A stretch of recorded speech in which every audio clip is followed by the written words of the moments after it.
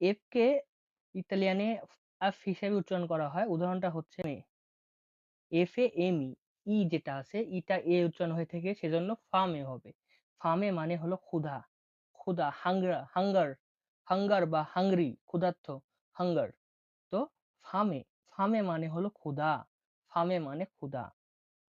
জি, জি এর উচ্চারণ হয়ে থাকে জি বা বর্গে জয় হাসি জি বা গি হিসাবে, জি বা গি হিসাবে উচ্চারণ হয়ে থাকে জি এর। উদাহরণটা দেখুন, জেলাতো, জেলাতো বা গাত্তো, জেলাতো বা গাত্তো। তাহলে জেলাতো মানে কি?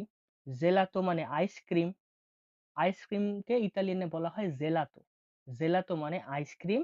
আর গাত্তো মানে হলো বিড়াল, গাত্তো ক্যাট, ক্যাটকে বলা হয় গাত্তো ইতালিয়ানে। তাহলে জিলাতো মানে হলো আইসক্রিম আর গাত্তো মানে হলো বিড়াল।